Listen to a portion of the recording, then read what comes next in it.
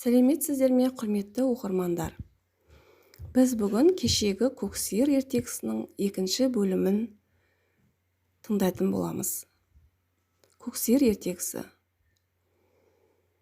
Сөйтіп, ақылды қызы мен тоқалдың аз да болса қадірі асып қалады. Ал бәйбіше қызын төмпештей береді. Шыдатар болмаған соң қыз бір күні ұзатылған сіңлісіне келеді. Сіңлісімен біраз мұң айтысқан болып отырып, суға шомылып келуге ұсыныс етеді. Сіңлісі мақұл болады деп онымен келісе кетеді. Екеуі бір кішкене көлге келеді. Бәйбішенің қызы: "Мынау көл шомылғанға жағдайсыздау екен. Жиегінде тұрып бір-біріміздің қолымыздан ұстап шомылмасақ болмайды. Мен үлкенмін ғой, алдымен мен шомылайын. Сен мені қолымнан ұстап тұрып, көлге 3 рет малтып ал. Одан соң мен сені сөйтем" депті. Сонымен сіңлісі әпкесін шомылдырыпты.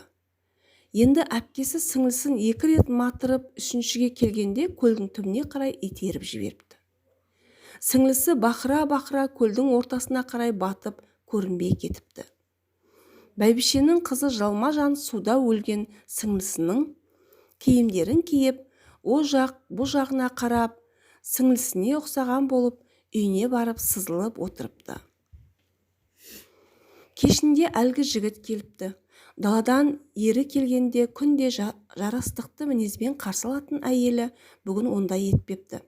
Сөйтсе бәйбішенің қызы күннің бұл әдетін байқамаған екен. Жігіт: "Әке-ау, бұл қалай?" деп атын байлап үйге кіріпті.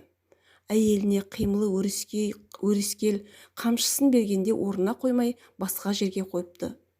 Дегенмен көп көңіл бөле қоймай жігіт орнына барып отырыпты. Күндегідей бабымен даярланған тамақтың да мәнісі жоқ. Әрі-берден соң жігіт күдіктеніп әйелінен: "Өзіңе не болған?" деп сұрапты. Әйелі: "Ешнәрсе, әшейін бағана күндіз ұйықтап едім, сонан бойым байсал тартып қалған ғой" депті. Оның арасында сырттан дабырлаған дауыс шығыпты. Қараса, 1-2 адам қонақ келіпті. Сонымен әйелі жайындағы әңгіме қалып, жігіт қонақтарға айналып отыра беріпті. Қонаққа сойыс мал әкеліпті, ет пісіріп, қолға су құймақ болыпты. Күтуші жігіт су әкелгенде шелекке бір бақа ілесе келіпті. Бәйбішенің қызы қатты шошып бақаны далаға лақтырып жіберіпті. Жігіт: "Апырай, бақа шаяннан, қоңыз сияқтылардан орынсыз қорықпаушы еді ғой. Бұған бірдеме болған екен, бетін жақсы байқай алмай отырғаным-ай" деп іштей ойланып қойыпты.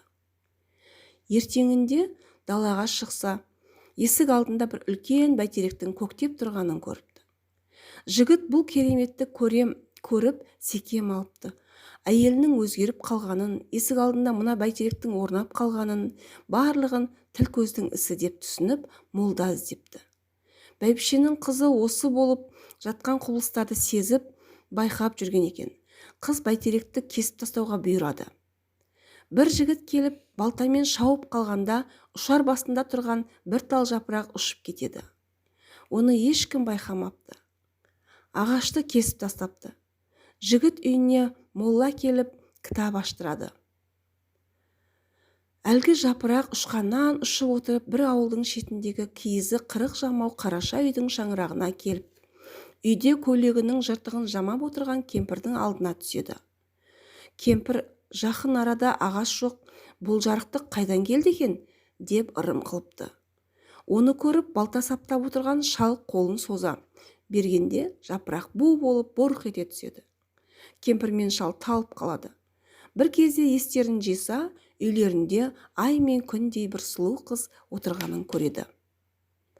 Қыз сондайлық сыпайылықпен сызылып: "Апа, енеңізді мен сабақтап берейін" деп кемпірдің қасына келеді. Кемпір шал сұстанып тұрып қалыпты. Ақыры қыз оларды өзіне тартып, бір-біріне үйренісіп, сол үйге бала болып кетеді. Жігіт молладан еш нәрсе өнбеген соң, не істерін білмей құса болып, қолына қаршығасын қондырып жүріп кетеді. Бір жерге келгенде бір қоян қашады. Қаршығаны қоя берсе, қоянға қарамай ұшқан бойынша әлгі жапырақ түскен үйдің шаңырағына барып қонып отырып алады. Әрі шақырса келмейді, бері шақырса келмейді. Ақыры жігіт үйдің қасына келеді. Қаршыға шаңырақтан үйдің ішіне үңіліп отыр екен. Айқай салып шақырса да қарамапты. «Әке-ау, бұл қалай өзі?» деп атынан түсіп үйге кіруге рұқсат сұрайды. Кемпір шығып, «Кірсең кір, қарағым, жалғыз-ақ буының берік болсын» дейді. Жігіт бұнысы несі екен деп кіріп келіп, ай мен күндей болып бұралып бір қыздың отырғанын көреді. Қыз орнынан тұрып төріне алаша төсеп жігітті қарсы алады. Жігіт қыздың бас аяғына көзінің қырын салып отыра бергенде, қыздың көзіне көзі түсіп кетіп талып қалады. Су бүріккенсең есін жияды. Жігіт қызды танып ішіндегі бар әңгіме сырларын баяндайды. Қыз да өзінің басынан кешірген оқиғаларын айтыпты. Бірақ осы үйде қыз қалпына келгеннен бұрынғы оқиғаларын білмейді екен. Ол тек осы үйде туып, осы үйде өстім деп түсінеді. Ақыры жігіт кемпір мен шалдың қызына құда түсіп, тиісті той тамашаларын жасап, қызды алыпты. Баяғы көк сиырдан қалған киімдерін әкеліп кигізгенде, қыз сонда ғана есіне келеді де, бастан кешкен барлық оқиғаларын түгел айтады.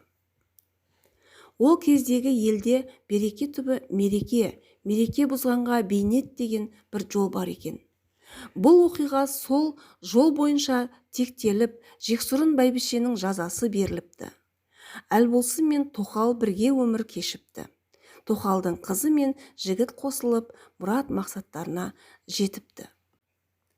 Құрметті оқырмандар, Көк сиыр ертегісінің 2-ші бөлімі осымен аяқталды. Ертегі ұнаса, парақшаға тіркеліп, қолдау көрсетіңіздер. Келесі қызықты ертегіні жіберіп алмаңыздар. Сау болыңыздар.